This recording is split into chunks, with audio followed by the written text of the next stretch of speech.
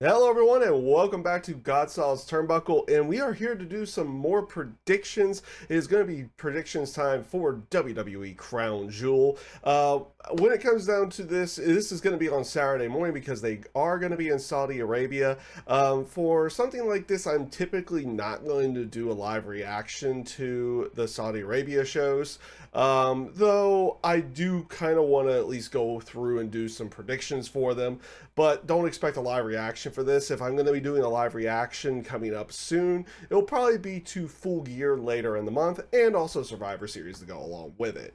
But let's go ahead and get started with the pre-show match. It is going to be Sami Zayn going up against JD McDonagh.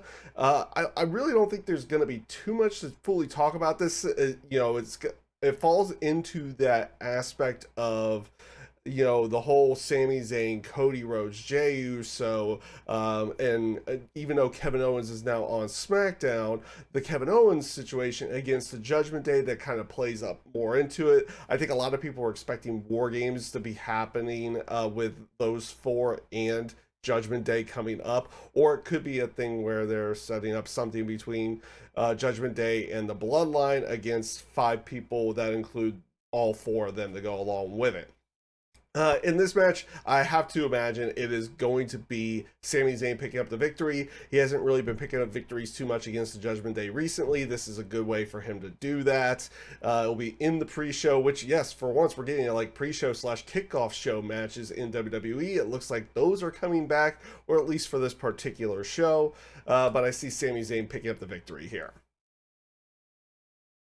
And up next, we have the WWE Women's Championship match. It is going to be Io Sky going up against Bianca Belair. Bianca Belair just recently came back on SmackDown to take care of Damage Control and go after Io Sky, making the announcement that she was going to get her rematch for the title at Crown Jewel. And it's going to be an interesting one. We're seeing that we're getting close to WrestleMania season, and whether or not, or basically how much longer are they going to keep that title on Io? They put the title on her at SummerSlam. She's obviously had her victories over Asuka and Charlotte, as well, to go along with a few other title matches inside of there. And it's going to be interesting to see where they're going, where they will go with that, and how long they'll keep the title on her. Oddly enough, I don't feel like they're going to keep the title on her much longer. It'll be also interesting to see a dynamic with Damage Control once she loses that title, and also how close is it to Dakota Kai coming back and being able to actually wrestle and do things outside of just being there at ringside, which she's been doing since SummerSlam.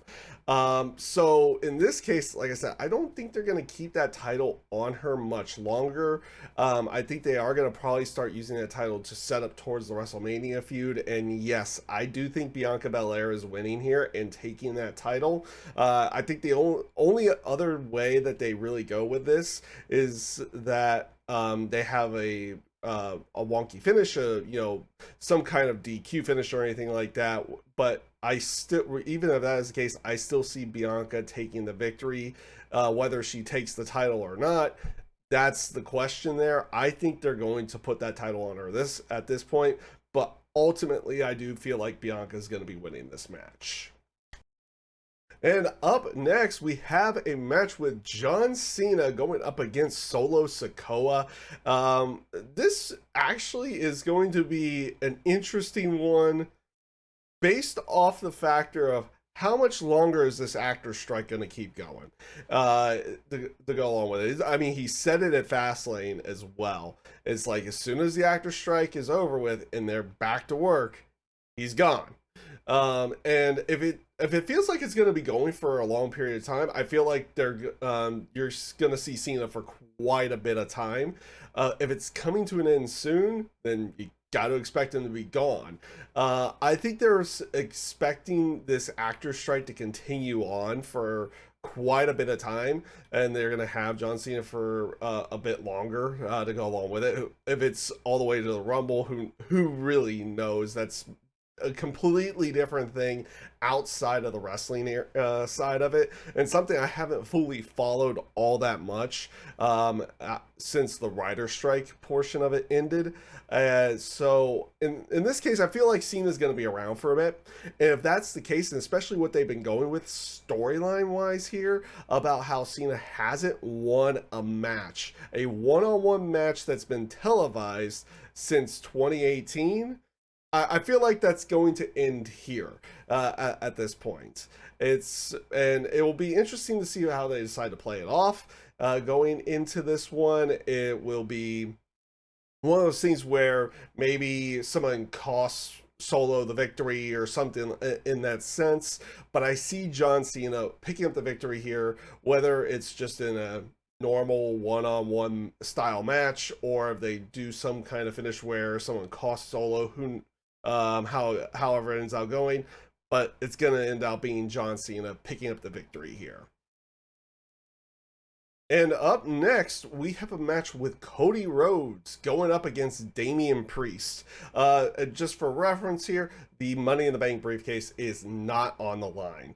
And with that being fully said on that one, that is probably going to leave me with, again, this falls under the whole Judgment Day versus Cody Rhodes, Sami Zayn, Kevin Owens, Jey Uso realm, where they've been going at it for quite some time, and again it kind of leads up to the War Games area now, or potentially War Games. I don't think it's actually been announced that a War Games match is going to happen, but potentially it will happen within that area. Now, with that being said, it was an interesting promo from Cody Rhodes, and also the actions with Damian Priest as of late, where he feels like he's kind of being left out, or he doesn't like where certain things are going within the Judgment Day. They still play it off that no one's the leader, though it feels like Rhea Ripley actually is the leader of Judgment Day at this point. And I do feel like they're going to end up doing something here on this particular show that will continue on that storyline. Cody Rhodes, even in his promo at the end of Raw, makes or brings more light to that, as like, oh, you're a follower, you're not a leader, you're not and to go along with it. So he's trying to make more dissension within the Judgment Day, and I do feel like Cody Rhodes is going to pick up the victory on this one. Now, there is a good possibility that we see a Money in the Bank cash in later on in the show, though they may even hold off on that for a little bit longer. It's really hard to say where they're going to go with that, but we'll talk about that a little bit more when we get to the World Heavyweight title match, because I don't think it's going to be in the Roman Reigns LA Knight match. If it's going to be anywhere, it's going to be in the Seth Rollins Drew McIntyre match. But for this particular match, I'm going to go with Cody Rhodes picking up the victory. And up next, we have the United States Championship match. It is going to be Rey Mysterio going up against Logan Paul. And honestly, I'm not going to spend too much time with this, because I'm going to be real, or at least my own personal opinions. Logan Paul has a quality with me personally of change the channel, or turn off the television, or click on something else. I'd rather not watch him. Now, I'll be fully on this one. He's a great athlete, performs well in the ring, does everything like that.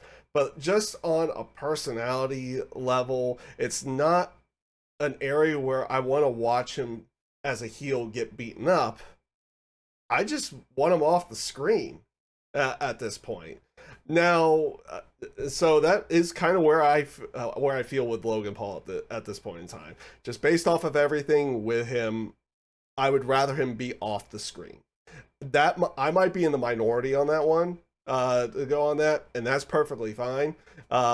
In the terms of a prediction for this match, I'm gonna go with Logan Paul. That's I feel like that's where they're kind of going with this, and he's probably gonna have the U.S. title. He'll do it for he'll have it for media appearances and everything like that. But honestly, I don't even want to see the guy on a screen to begin with. So it is what it is. And up next, we have the Women's World Championship match. It's going to be a fatal five-way. It's going to be Rhea Ripley going up against Nia Jax, Shayna Baszler, Zoe Stark, and Raquel Rodriguez. And honestly, the build to this has actually been quite good. They've been kind of building towards this for quite some time, where it seemed like it was going to be more of a one-on-one situation with Nia Jax. But then they've added in Shayna Baszler and Raquel Rodriguez. It looked like it was going to maybe be a fatal four-way. But they also have worked Zoe Stark into this as well. Ultimately, I feel like I said, I feel like the builds have actually been quite good. The video packages that they all have had recently have been pretty good to go along with that. Ultimately, though, I'm going to go with Rhea Ripley picking up the victory here. I don't see her dropping that title anytime soon. I feel like she's going to carry that title into WrestleMania season, going into WrestleMania as well. Who she ends up going up against, I mean, it looks like it's probably a Becky Lynch match with her, but that might not necessarily be the case. We'll see how that fully plays out down the road. But I'm going to go with Rhea Ripley to pick up the victory here. But I could also see this being a really fun fatal five-way match throughout, ultimately to go along with it. And they have that potential of setting up challengers for Rhea Ripley down the line within this match, for like the person who doesn't necessarily get pinned or beaten in this one. They have something that they can set up down the line to go along with it. All right, and up next we have the World Heavyweight Championship match. It is going to be Seth Rollins going up against Drew McIntyre. This will be a fun match. And you do have the whole aspect of the Money in the Bank cash-in potentially happening, probably in this match, because I don't see that happening in Roman Reigns versus LA Knight inside of there. Now, if this matchup stays in a one-on-one situation, I think Seth Rollins picks up the victory, mainly because you've had this slow burn for Drew McIntyre going to heel, but he hasn't fully made it there yet. And that could kind of push him over the edge for that, and then maybe he picks up the World Heavyweight title at a later time, and to go along with it. Now, what I think could happen, like I said, one-on-one, I feel like Seth Rollins picks up the victory. I predict that for a one-on-one match. What I think has the potential of happening is that they bring it kind of full circle with Seth Rollins' cash in of the Money in the Bank briefcase, that both of them are going to be down, and Damian Priest comes out, makes it a triple threat. He's going to take the World Heavyweight title there. That's kind of my main prediction for this match. I know it's a bit out there because he's not in the match or anything to go along with it. He could also technically do a cash-in after the match as well.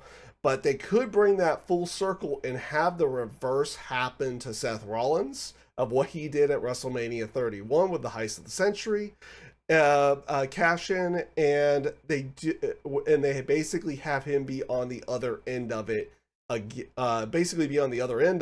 happening again in this case. And that's what I'm actually going to go with. I'm going to go with Damian Priest actually picks up the World Heavyweight Championship by making it a triple threat.